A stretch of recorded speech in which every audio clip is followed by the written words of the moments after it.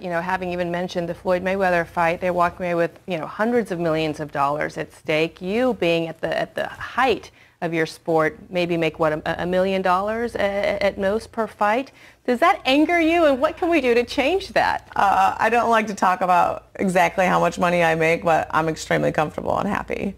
You are? Yes. Okay. So and you know, if I got to a point where I had almost 50 fights, I would probably be making close to the same amount of money that Floyd does. But at this point, I have 11. So. What do you think about all of the rapes that have been exposed in the media as fakes? It seems like a lot of the high-profile rape cases, the Duke Lacrosse, Columbia University, UVA, is that damaging a women's cause, or should we cover this stuff anyway because it's such an important issue? It's such an important issue. I mean, because these people's lives are affected. It prevents them from living a sane and normal life. These are things. As far as the institutional racism, all I would ask you to consider, you can believe what you want, but I would ask you to consider this. Shouting institutional racism does not actually combat racism. You have to find individual instances, and you have to show me who the racists are so that we can fight them together. What I find really problematic is the virtue signaling that I see by so many people on the other side, which is, I don't have to give you the racist, I don't have to tell you who he is or what measures I'm proposing. I just say institutional racism, everybody cheers for me because that's an approved point of view, and now we move on with our lives. You haven't helped anybody, you've just made yourself feel better. I think that the idea of pointing to a racist person is fundamentally in contrast with the idea of institutional racism, because institutional racism grapples with implicit bias in the society as a whole, or not like a ghost in the machine, but in individuals. Unless you're connecting that to a policy, it's a cop-out. Because now we're ghost hunting again. Racist behavior is evil.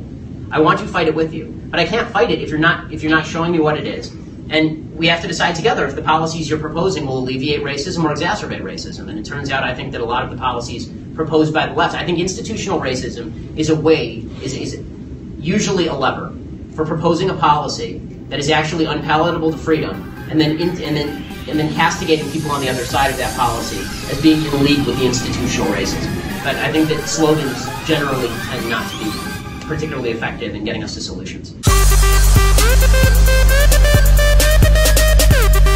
Wow. Can you believe that I only make 78%? Actually, do you know what? No serious economist takes the wage gap seriously. Women aren't paid differently for the same work as men. You need to revisit the dictionary and learn the difference between wages and earnings. Wages and earnings. Wages and earnings. Wages and earnings. Wages and earnings. Damn! That shit good! Amber Rose, do you believe in rape culture? I'll randomly come out here and probably twerk because I'm in a really good mood. I'm not too certain what twerking is doing to stop rape, but damn! It's an interesting event, more like a party festival, I think. All right, so why are you guys out here today at the Slut Walk? Beautiful ladies. Of course, beautiful ladies. Amber Rose. Amber. Amber? So all of you just came out here to see all the chicks scantily clad? Absolutely, absolutely. It's a great cause. I'm all for it. I'm all for the sluts. I'm all for the sluts. How many rapes do you think the Slut Walk has stopped?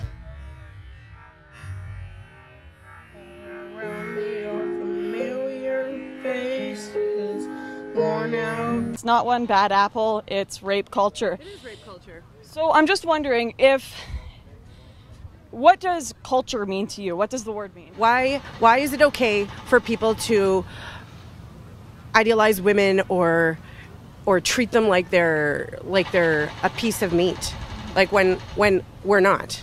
I agree. I don't think that should happen to either gender, but can you really call it a culture? For example, we've got some people who speak Spanish in Canada, but we don't live in a Spanish culture. So some rapes happen, but we don't live in a rape culture. We don't live in a culture that supports rapists. Damn!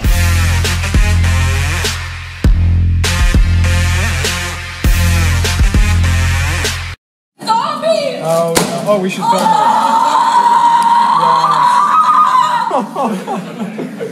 Oh no. If you think murder in Chicago is white people in the fancy parts of town, I'm afraid you're mistaken. Murder in Chicago is a black problem. Black Lives Matter wants nothing to do with it. There have been almost as many murders in Chicago since 2001 as there have been soldiers who have died in Iraq and Afghanistan combined. There's only a gap of about 900 between the 8,300 combat deaths and the 7,400 Iraq murders. That's from Homicide Watch Chicago, which is a media watchdog on crime in the city. That's why black babies in Chicago have to sleep in the bathtub, because Rahm Emanuel, the Democrats, and Black Lives Matter will not take action. Damn!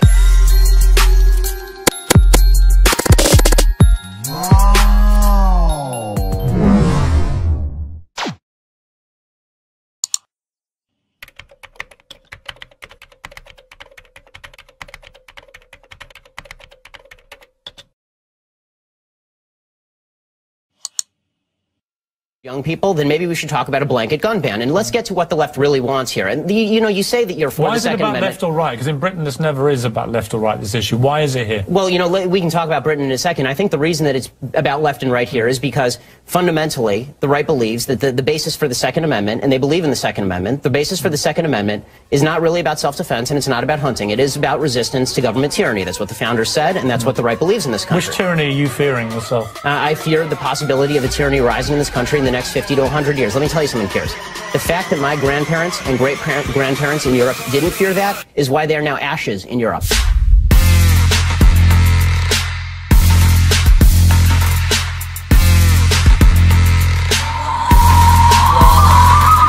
It's called evidence of racism. When there is no evidence of racism, it's probably not racism. When there is actual evidence of racism, it's probably racism. And the fact that everybody jumps from there's inequality and therefore there is inequity, just because there's inequality does not mean there was inequity. But there has to be racism. You can't say there's no racism. Without evidence? No. I'm just saying that I don't know which animal. Maybe we're talking about dogs or something. I'm talking about human beings, and I'm like, human beings are most likely going to have racial prejudices. I'm just so sorry. I'm just so sorry. I don't know. I don't come from. I come from planet Earth. Charles, I want to ask you a question. So your default is that when there is no evidence, racism is the deciding factor. That is no, it's not saying that. I'm just saying that you're going to have sexists, you're going to have racists, you're going to have all this stuff. I mean, I'm just saying that. I agree it exists, but the problem that I'm seeing, and this is the problem with the general conversation, is that there's no solution in simply saying there's racism out there. How does that solve anything? I mean, when you talk about there's institutional racism, what does that mean? Show me a law that is racist in intent, and we will agree. Show me a police officer who commits a racist act like we saw in South Carolina, right, where a police officer shot a black man running away and it was obviously unjustified, and I will agree. But you need the idea that you can craft a narrative based on no racism because it just must be somewhere out there in the ether, that doesn't solve problems for anybody and creates more problems for people because now they grow up in a milieu and an environment where they are told that every obstacle they face is from some shadowy, nameless, faceless group who's out to get them simply because of the color of their skin. They'll never succeed in that environment.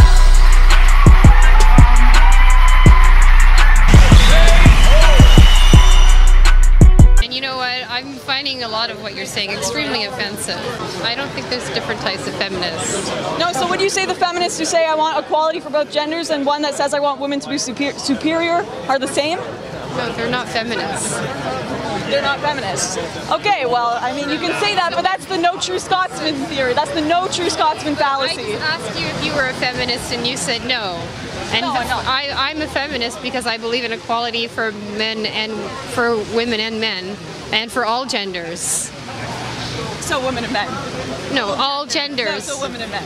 There's women. There are two genders biologically. I'm sorry. No, there isn't. There's you're not now you're totally excluding transgender, non-binary, gender fluid people, and yeah, these. I mean, you can live in your unicorn world. I'm going to assume that you're a cisgender straight woman because you obviously that's really true. And that you probably haven't ever been raped. Either. I actually identify as an attack helicopter, so it's really offensive. You sound like you're speaking from a very privileged point of view here. Very privileged. Yes. I would like you to use my pronouns if you could. They're I, me, and my. So now you're mocking the LGBTQ community now. I have lots of LGBTQ friends, and they don't get professionally offended at everything. My LGBTQ friends are usually male and female and not some unicorn gender that's been made up. That's so hateful. You're just like erasing, yeah. Construct. Gender is a social construct, right? And I don't have boobs. That's just a social construct. Oh, and penises don't exist, right? I have no idea what you're talking about. There's male and there's female. There are two biological genders. Science exists. I'm sorry to tell you all that science exists, but it does. And I'm sure I know a lot of people. And I mean, science probably disagrees with you. How validate those people's experiences, like transgender people, that's so important to their lives and their identity and their happiness and their well-being and their health. How can you deny the existence of these people's identities and their need to have that well-being? They can do whatever they want. That doesn't mean science or myself have to agree with you believing you are a gender, or you believing you're a demigirl or some non-existent gender that's been made up. It's non-existent. It's incredibly important to them. You know what else is important? Finish her! Science, facts, and biology. Those are also very important to the advancement of the human race, to treating people's diseases, to reproduction. Yo, what the fuck? Damn! That shit good! Hey, what's going on, everybody? Thanks for clicking on this video, and thanks for showing your support by subscribing. I mean, we broke 6,000 subscribers, and the last two videos I made like this just blew up. I had no idea it was going to be so well received, but it has, and I'm going to start doing these types of videos once per week for you guys, either on Tuesdays or Thursdays, just whenever I can. And every Monday I'll upload my Wesso Rants videos, which is a commentary-based reaction video to just some sort of cancerous shit I found on the internet. Could be anything. It could be just fucking cringe shit. It could be feminist cringe. It could be social justice warriors. So just be on the lookout for those types of videos. Again, I just want to thank everybody for showing your support and just all the positive feedback we've been getting. So hopefully we'll be able to keep you guys around and entertain you. So once again, thanks, and I'll see you guys in the next video. To do the same thing. I'm going to be Hillary Clinton now. And that's and just change it like that. Well, I mean, she did say. And now all of a sudden you got to look her up. Yeah, she did say that she was different though from Barack Obama because she was a woman, Gavin. Oh my God, I'm so tired of melanin and genitalia in political elections. Can we have some nerds, please? Can we have some economics and some foreign policy? Politics is Dungeons and Dragons. We need nerds in the White House, not cool people and not women just because they're women. Another one. Now, we have this idea that before feminism came along in the 60s and 70s, that domestic violence against women was completely socially acceptable. Now, I don't understand how one can come to that conclusion when the President of the United States wanted to bring back corporal punishment, which had been banned, right, in most states at that time, exclusively to punish men who batter their wives. And especially since the treatment in communities for men who were battered by their wives, of which there were many, and you can see friezes and artwork from the 1600s and the 1700s that show women battering their husbands with their rolling pins and their skillets and all of that. Robbie Burns' Ode to a Henpecked Husband. All of those things. There were women who were abusive to men at that time. And the treatment that the community gave those men was either the Skimmington Ride, which was the practice of the community coming around the house at night and beating pots and pans and screaming and throwing things at the house to shame him for allowing himself to be beaten by his wife. Or they put him on a donkey backwards, holding its tail, and rode him around the town square and or strapped him to a cart and threw rotten fruit and vegetables at him to shame him for allowing his wife to beat him, okay? And these things have been just quietly erased from modern scholarship and modern accounts of history, right? Back when we thought it was okay to beat your wife, right? When we thought it was okay to beat your wife, at least when it was extremely egregious, particularly egregious, we'd strap the guy to a whipping post and give him 30 lashes. when your wife was beating you, right, it was you that got punished by the community, right? So I don't know that feminism has a balanced perspective on any of these things. I really don't.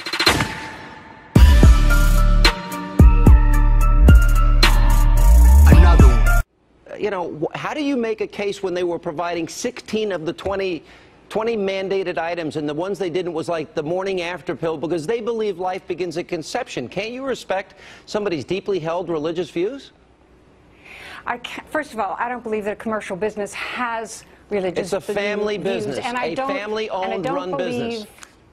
Okay, and what if that family were a Christian Scientist? Could they deny all health care? I think we've taken the idea that... That's a horrible misunderstanding of the Religious Freedoms Restoration Act. I am sorry. I'm quite familiar with religious freedom. And apparently you're not, because you apparently, Patricia, you're not familiar with it. I'm sorry. Do I get to speak, or is she just going to dominate over everything I try to say? If you want to dominate, then bring more intelligence to the debate. Fatality. Another one. You said you weren't much of a father when they were young. No. You better now? Much. I get better as people get older. But most men are pretty hopeless when newborn bundles arrive. And they're so incredibly impressed by how women appear to know what to do. And then they think, well, I'll go off and do extra work and make some money, and they justify it in that way. Christopher, I've heard you say this. Yeah. And now you're hearing me say it again. No, but my point would be that I think after the 70s that is actually not true. That may have been true, but I don't think that is true, that men are so less capable of dealing with children, and that it's better that they go off and earn money. You know, maybe the mother could go and earn some money. Did that never occur to you? I'm not having any woman of mine go to work. You know you're going to get into trouble if you go down there. No, I won't. No, they don't need to work. They can if they like, but they don't have to. You are joking, aren't No, I'm not. No, I would expect to take care of them. They work if you want, but you don't have to. You are the commander's son, aren't you? Yes. I am, yes. You really mean that? Sure. You don't think women should go and work? Yeah, I said they're welcome to do that. I'm thrilled if they want to. But if they don't want to, they don't have to. Is this you being ironic? Is this your famous attachment to irony? No. What's so difficult about it? It's just wrong. It's just absolutely wrong. No, they're called the gentle sex for a good reason. You want to see them coarsened in the coarsened in the labour market? No. Not if they don't want to. You're 61, they shouldn't feel they have to. 180. No, that's my view. I don't think a Mrs. Hitchens should have to work. It's been lovely to have you. Thank you so much. Oh, it's very nice of you to invite me. Please, a huge thank you to the sexist but charming Christopher Hitchens. Thank you, Dan.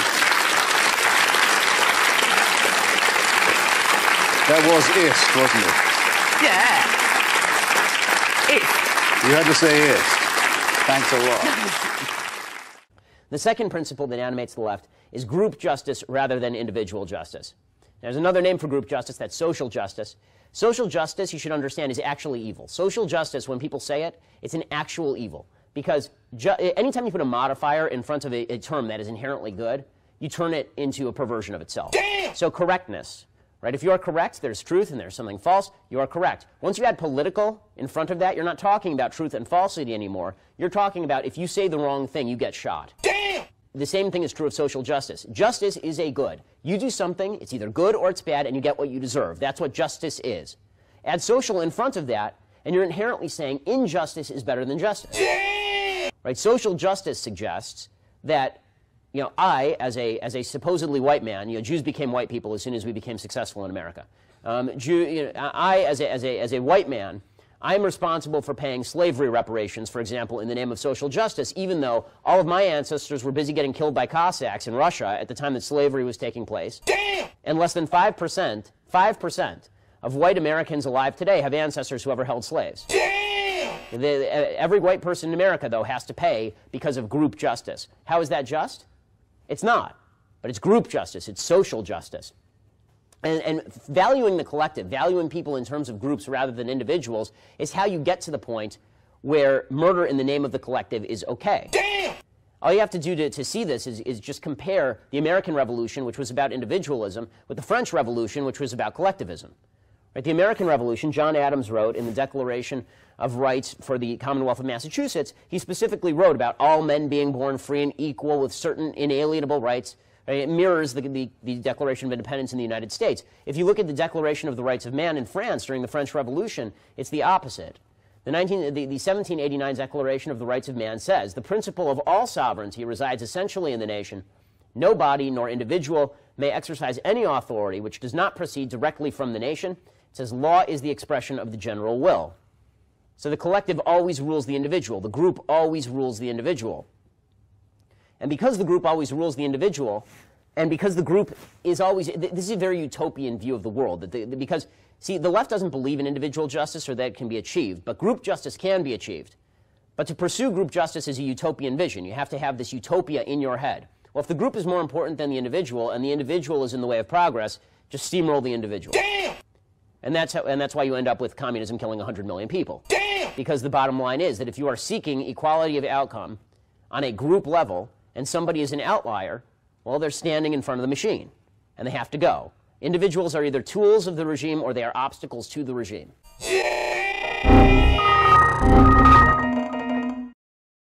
In a move that is raising a lot of eyebrows around the country, California Liberal Governor Jerry Brown has signed a controversial bill into law allowing transgender students in public schools to choose which restrooms, which locker rooms they want to use, and whether they participate in boys or girls sports. Now, the new measure allows the 6.2 million elementary and high school students in the state to, quote, participate in sex-segregated programs, activities, and facilities based on their self-perception rather than their birth gender. Now, while California is the first state to pass such a law, not everyone's on board. Opponents of the law are questioning what it means for the other students. What about their privacy? You know, I don't know what kind of crazy world we live in exactly, Sean, when we decide that the best way to stop bullying is to pass a law where we introduce opposite members of the sex into opposite-sex bathrooms and locker rooms, where regardless of the comfortability of, yeah, and in sports teams, regardless of how other students feel. You're going to force acceptance. I mean, that's something that, you know, again, this comes back to things that are taught in the home. I talked to a school psychologist today who has been in this industry, for the lack of a better term, for 30 years. And the problem with all of this is you're allowing the government to set boundaries for children instead of children and their parents establishing and respecting their own boundaries. I mean, I know that if I was, you know, still a little girl and I'm, you know, using the girls' restroom and there's a boy that walks in that restroom, you know, when you're young girls, you're like, there's a boy in the restroom. I mean, because it's different. When I was a little kid too, Sean, when I was like 5 or 6, because this goes from K to 12, I wanted to be a flower. So I don't know how well these kids know about the sexual identity and transgender and all of that. I didn't know anything about this. I still don't, for the most part. No. All right, Leslie, so a 16-year-old boy has a self-perception he's a girl, and he's going to play on what? The girls' varsity tennis team? Well, he certainly can try. I played on the boys' soccer team, although anatomically I am a female, I can give you that. Never wanted to be a flower, and it was because we didn't have a girls' team. In this situation, when you have a transgender child and you have 16-year-old boy perceiving and living and dressing as a girl, think about the amount of verbal, emotional, and physical abuse he has and will continue to endure when he's on the boys' teams or ostracized from those teams and prevented from being on those teams or being put in the locker room. Must go. That's not going to get better being on a girls' team. I'll tell you that. It's not going to get any better than being on a girls' team. And I don't disagree with you there, Dana. That's where we agree. That's where we agree. I'm not sure this legislation it seems like will a totally, reduce for the lack of a bullying. better term, It will reduce one side of the bullying. Say it. What are you saying, Dana? I mean, no. It seems, you know, it seems bass-ackwards, just to be frank, that sort of strategy. Let's go ahead and have a boy go on a girls' team because that's going to get him less bullied. What will? You know what will get individuals less bullied? Well, when they can look to adults, and adults don't bully each other. We bully each other in politics. We bully each other in television. Kids today have no role models except for the parents who are out there and doing good things and a few upstanding people in pop culture. Other than that, I feel horrible for children today because I look around at their choice of role models, and frankly, it's slim pickings. So, you know, it starts with us.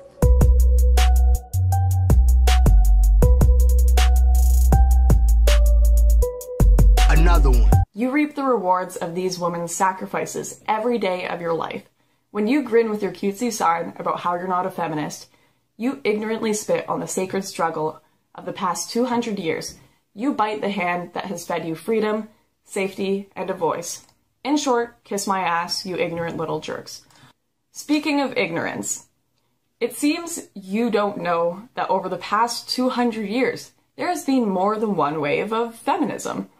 And someone can support older versions of feminism without supporting the new ones. So in short, we are not in fact biting the hand that fed us freedom, safety, and a voice, but instead we are not taking the one that encourages us to join them in their fight for supremacy and entitlements. We respect the women who have fought for equality in the past by taking that equality and acting like equals to men, instead of claiming we deserve more entitlements like spoiled little brats, and setting back the world's view of women 70 years. So no, I won't kiss your big green over-emotional feminist ass.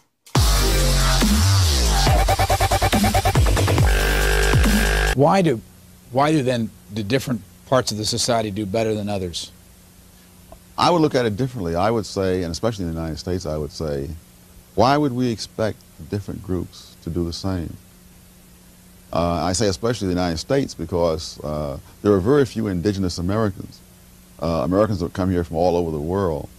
And why would you ever expect that countries that had entirely different histories, located in entirely different climates, different geography, why would you expect those countries to develop exactly the same mix of skills to exactly the same degree so that their people would arrive on these shores in such a way that they would be represented evenly across the board?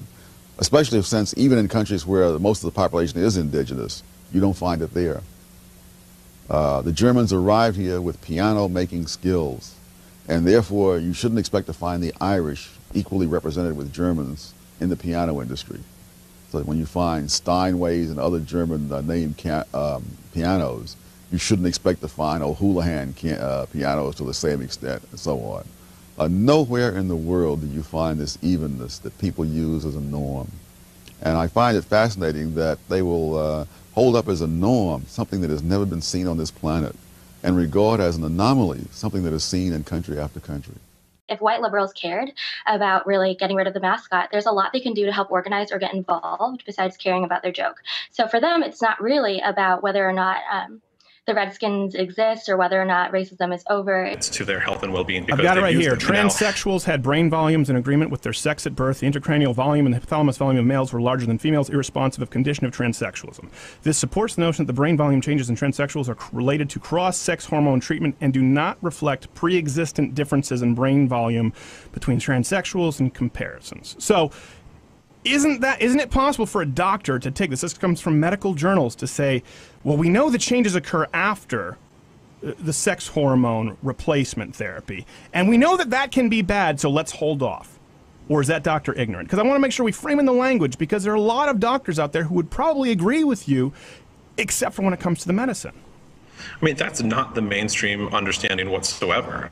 You have one study that has one particular factual. No, it's not what the American Medical Association says. It's not what the American Psychiatric Association says. You have one doctor, Paul McHugh at Johns Hopkins, who has many anti-LGBT biases. Well, hold on, you talked about doctors. Now you've gone from what's mainstream. You said I've not seen those, so we've provided you with empirical data studies. You said, well, I've not seen that, and then you go to some doctors say this, and we could both agree, right? There's a political motivation behind a ton of what happens in the medical industry. I'm sure we're on board with that. Probably with big pharmaceuticals, probably with medical boards. We'd agree on that when it comes to a lot of things. So now we've denied the data and the statistics, and we've gone to what one doctor has said. I'm on board with medical organizations actually using, I'm only familiar with one doctor who advocates against cross-hormone therapy and transitioning for trans people, and that's Paul McHugh at Johns Hopkins, and that's where Johns Hopkins gets that reputation. So I'm not familiar with the study that you cited. I'm not sure I understand what it is you're concluding from that study, except something about how brains change. But what I know is the difference is I've not concluded something that shows that. Excuse me, I'd like to finish. It's not fair. I can't let you get away with that though and say I only know one doctor. That's not accurate, Zach. There's more than one doctor on planet Earth who thinks that injecting estrogen into a man or abnormal levels of testosterone into a woman could be bad. The only point I'm making here is that doesn't mean that this sector of the medical industry or America or the world means they're bigoted or ignorant. You're drawing a conclusion. I'm not. I'm saying, is it within the bounds of reason that a doctor may not want to treat that because the science isn't in, and it doesn't necessarily make them a transphobic bigot? It's a simple question.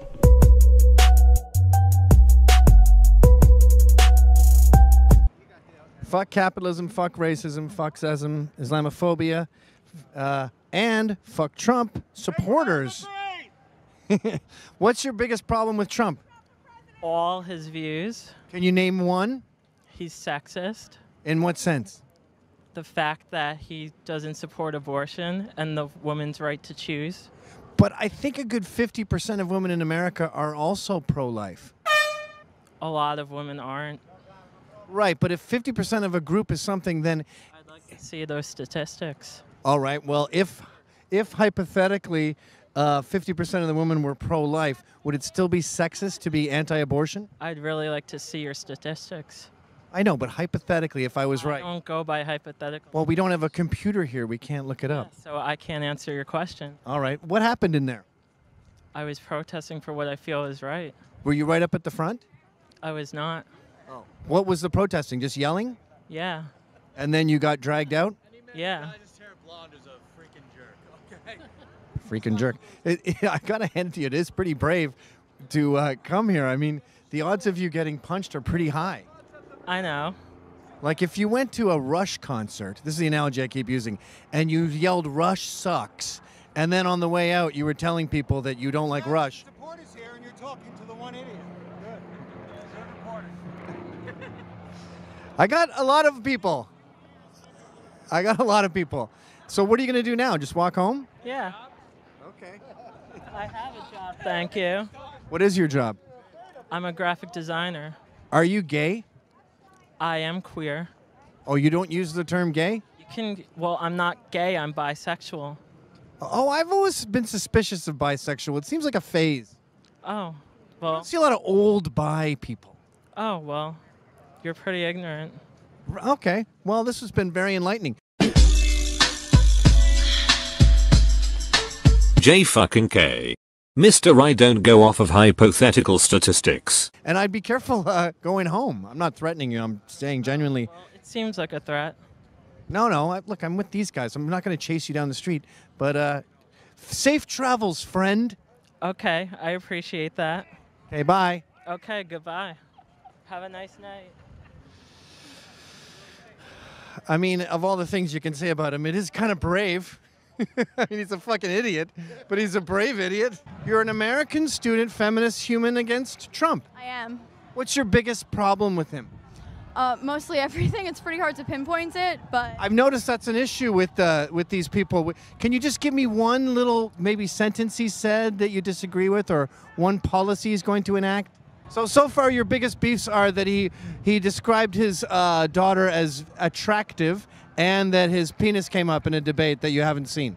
Not my biggest beefs, no. Well, that's all we got. Well, you got a big one?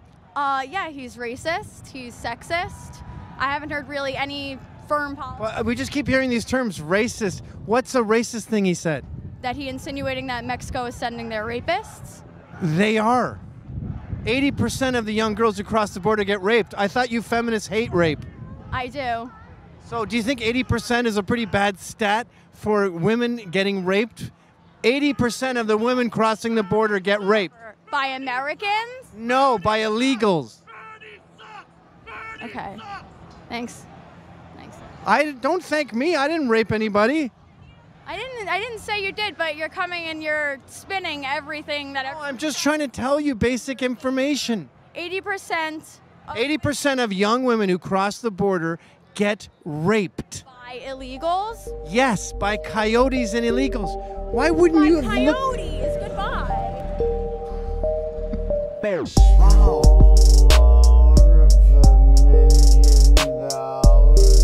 Let me suggest another reason why people of color, to use the left's preferred expression, is sometimes a little reluctant to express libertarian or conservative points of view. And I'll tell you something that happened to me at American University a few days ago. Guy lined up for the Q&A, very politely, black guy. He said, I was physically threatened by Black Lives Matter on my way in here, just for coming to hear you speak. And if you don't believe me, it's on camera. He was...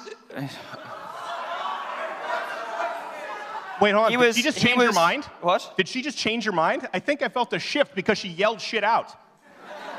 Yes, she interrupted me with a bogus buzzword, I'm convinced.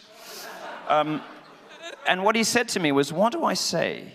What do I say to black people who have bought into this nonsense when I just want to go about my business listening to a talk? And I said to him, well, they are guilty of the worst kind of racism. They're guilty of the kind of racism they're guilty of the kind of racism that suggests all black people must think alike. They are guilty of the kind of racism that insists... Excuse me, the Senator. Thank you for your enthusiasm. If you'd please be seated. Thank you. They're guilty of the kind of racism that suggests that all black people must think the same. They're just in the same way that people who have problems with me being a gay conservative are guilty of a sort of homophobia, a real homophobia, which actually does delegitimize and belittle a particular group and sort of put them in a box. And he said, well, what do I say to these people? And I said, well, look, here's what you say to them.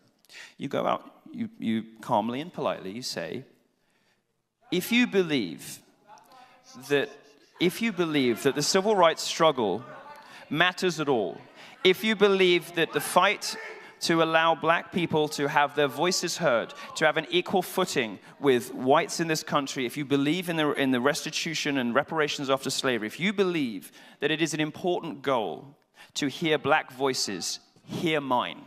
Because not every black person agrees with Black Lives Matter. Not every gay person believes in the gay lobby. Not every woman is a feminist. And this kind of identitarian politics that we heard from the front that crucifies people who step outside of their racial or sexual groups because they have the wrong ideology is the worst sort of bigotry. And those people...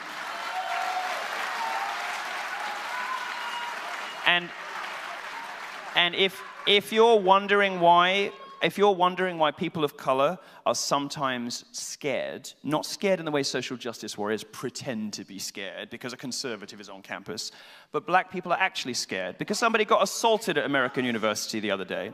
If you are wondering why there aren't more people of color standing up for these sorts of opinions, you might want to pull out a mirror.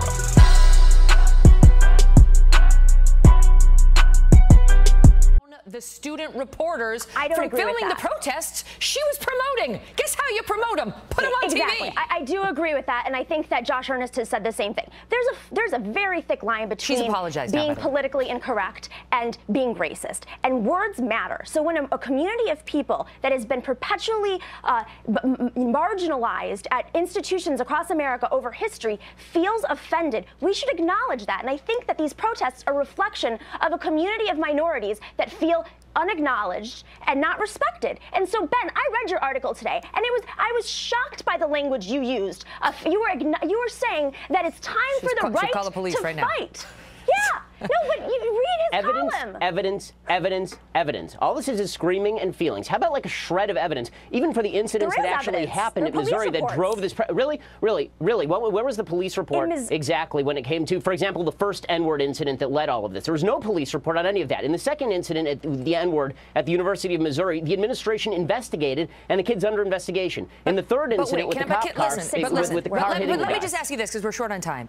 You tell me, Namiki, whether we are training these kids to be little cupcakes who never have to encounter anything offensive, assuming everything you said is offensive. They never have to encounter it because they can call the cops or they can get their administrators fired, or whether it's better to educate them that there are offensive things in life, there are insulting things in life, there are people who will say very incorrect or impolite things about you, politically incorrect things about you, very publicly and in a way that you might feel very offended by, and you have to deal with that in life.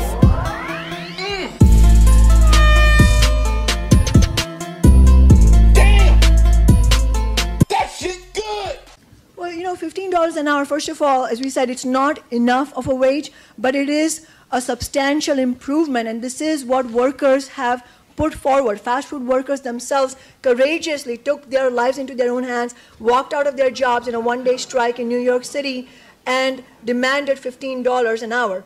And that is the first step, because the economy is not going to remain static. We have to fight for affordable housing. We have to fight for better services in terms of mass transit, education, healthcare, and that is why we have to also talk about taxing the super wealthy and big corporations. Well, I mean, of course one government policy leads to the next. If you raise the minimum wage, then it's going to raise the rents. When it raises the rents, you're going to have to build affordable housing. When you have to build affordable housing, you have to tax people to build the affordable housing. When you tax people to build the affordable housing, people move out of the city, and you have to raise taxes on the people who remain in the city, and this is how you hollow out the economy of a major metropolitan area in the United States. This actually happened to my eldest son, who's in grade 8. He was in the schoolyard playing. A grade 1 girl walked up to him, slapped him across the head, and said, "You are not allowed to hit girls. You cannot hit me back." Mm-hmm. I'd like to... Well, at least she was being honest. You know, and an adult woman who would do that would probably find a way to turn herself into the victim. Women deserve a safe space on campus. Queer people deserve a safe space on campus. Trans people deserve a safe space on campus. Groups exist because of that, right? You mean enough? Why do men need a safe space on campus? Why do men need a safe space? Because the very idea of an event where men are talking about men's issues in a non-sanctioned manner, then you have what happened at the Warren Farrell protest. I don't know if you watched the footage of that, right? But if I were one of the men who was trying to attend an event talking about male suicide and all kinds of other stuff, and I had some woman who knows she can get away with it up in my face, calling me every name in the book, screaming at me, I don't think I'd feel very safe, right? Okay? And frankly, men are the majority of victims of public sphere violence. I'm not saying that any of those statistics or male suicide, any of that stuff exists, because it does. Men are the victims of more workplace violence, workplace like suicides, low enrollment rates. That said, that's not systematic oppression in society. Really? I think that when a 6-year-old girl can hit another child and get away with it and never ever have to suffer retaliation because he's a boy, okay? I think that's systematic. How? Because if the system intervenes and punishes the boy for hitting back, right? It's systematic.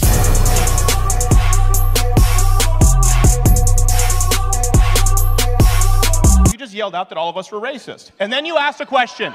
And the question was? There you go. It sounded better when you were yelling it with a chorus of backdrops. Let me explain. Okay, can I answer your question? Do you want an answer? Would you like an answer? Here's what's... No, you don't know the answer, sweetheart. Let me answer it for you. Listen, you have... Right here on this panel, you have a gay British Trump supporter, okay? You have a lifelong registered Democrat, open feminist, who's not a third-wave feminist, and you have a French-Canadian Christian conservative. So you may ask, why is there only white people? Because the only diversity you don't care about is that of intellectual diversity. Right!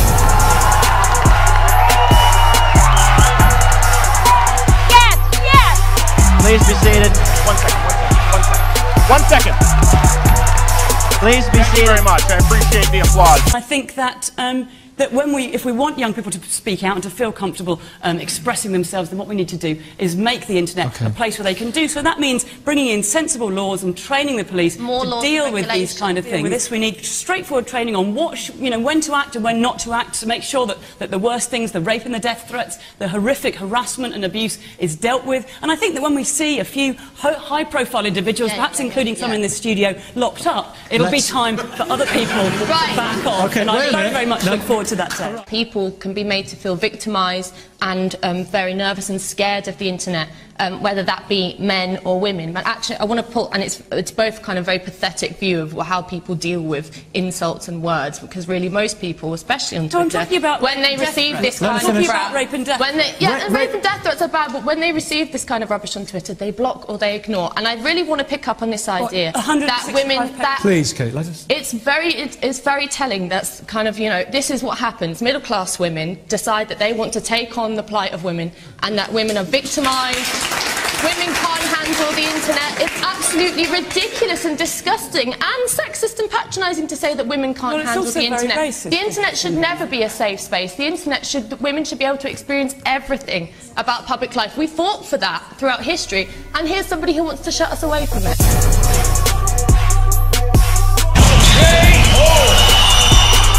White family worth, in terms of financial worth, is 69 times more than that of black families. Given this disparity, how can you argue that racism is not a driving factor in income inequality? Because it has nothing to do with race and everything to do with culture. And when you have a culture that doesn't, you know what? Explain to me. You explain to me why black kids aren't graduating high school. Explain that one to me.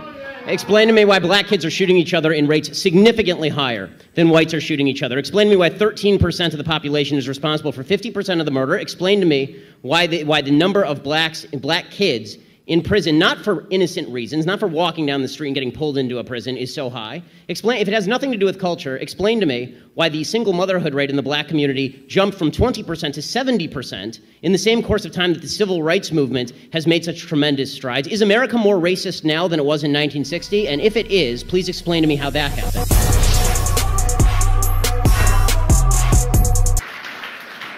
Anybody can jump in. It's an open mic there.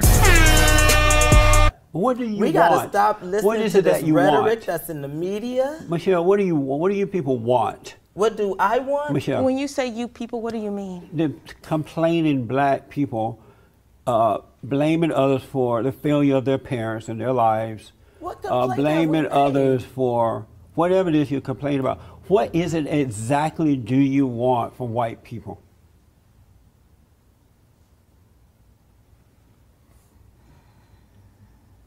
First of all, I'm just going to take a breath. And I'm trying to find out what you want. What's your nationality? American. Are you white? I'm black American. Oh, okay. What do you want? You Caucasian. Oh, you do? And why do you think that? Why do you think that? Because you seem to separate yourself from us, should I say? In put what us on way? the other side In what of the way? fence. In the ways that you specified thus far. Meaning what? Tell me. Give me an example and tell me what you mean. How you mean? What do you people want from white people? Meaning that I'm not with you. Oh, okay. I got just y'all by yourself, right? Let me explain why I do that. What you don't know is that there are two realities in life. One is that of good and one is that of evil. And now that I've been able to overcome evil, I don't identify with angry, evil black people. I identify with other blacks and others who are on the side of good. And so that's why I say you people, because I have to divide myself or separate myself from evil and go along with good. So that's why I do that. What is it that makes us evil? I'm sorry, your anger, your blaming others for your problems, your lack of love and respect for yourself and others.